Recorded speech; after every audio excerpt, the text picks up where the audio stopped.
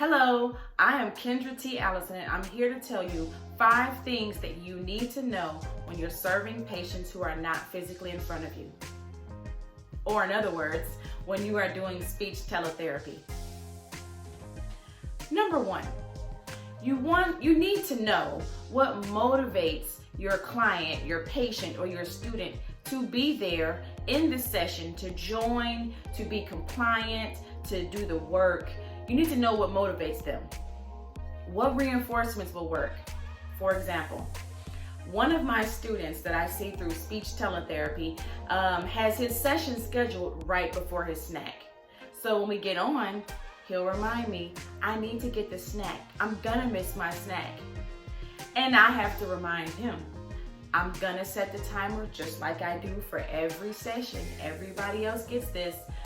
But once I set the timer and it goes off, that means we're about done. We're gonna start wrapping up and we're gonna be finished and you can go on and have your snack. But we can't get started.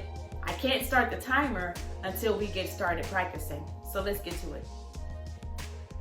Number 2, you need to know how to build a rapport with your student or client or patient. For example, at the beginning of the school year, or when I'm starting with a new student who I'm not familiar with or who's not familiar with me, I take the first 2 sessions at least to just talk to them, get to know them, see what they like to do. Tell me about your brothers and sisters. Tell me about your pets. What do you like to do for fun? And a good one that I'll try to carry over into the session later on is, what's your favorite song?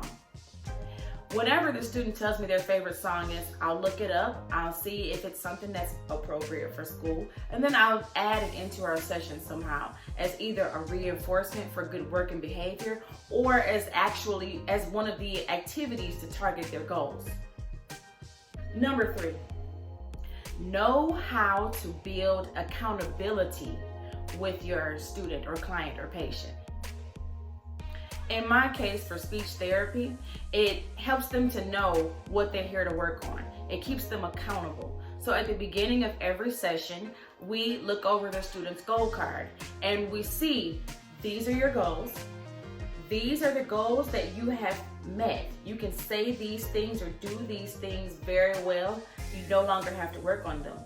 Of all the goals that you have left to work on, this is what we're working on today. Today, we're doing the activity working on this goal. That keeps them accountable so they know what to target, what to focus, what we're going to be working on today. Number 4, you need to know how to convert your strategies or interventions that you would usually use with someone who is physically in front of you into a strategy or intervention with someone who is not via teletherapy. For example, for a student who has a hard time saying a particular sound, I have a strategy that does usually require me to have physical contact to help with some of the articulator movements and things. It usually is done in person. But when I'm seeing a student through teletherapy, I had to convert that strategy, and I've done this. I had to convert that strategy over to teaching this student how to move their articulators a certain way and use this technique. And it worked. It also helped build accountability and independence with that student to work on their speech sound goal. And number 5, you need to know how to roll with the virtual hiccups. In any session or meeting, computers freeze, audio cuts out, something happens in the environment on the other side that you have no control over. You gotta be able to roll with them. If I cut every session short or abandoned every speech teletherapy session because something went wrong, I wouldn't get anything done. So I've had to learn how to roll with those hiccups. For example, when working with one of my kindergarten students, she accidentally clicked away from the tab where our Google Meet was, right? So I could still see her and hear her. but she could no longer see me because she was now in a different tab looking at something different. It was probably the Google home screen. She could hear me though.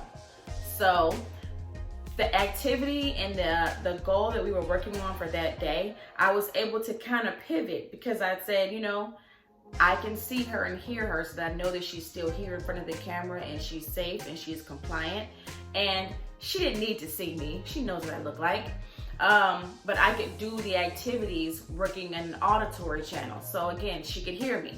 So I just had to roll with it because we had already started the session. It would have taken too long to have her go get her teacher or whatever. And like I said, I knew that she was still in a good space and she was still safe, so I could finish the session, and that's what I did. So thanks for watching, thanks for listening. These are 5 things that you need to know in order to serve and to help your patient, your student, your client who is not physically in front of you. In my case, these are things to best serve speech therapy students when doing teletherapy services. Thanks a lot for watching. In my case, it is these are things that I have figured out, things that you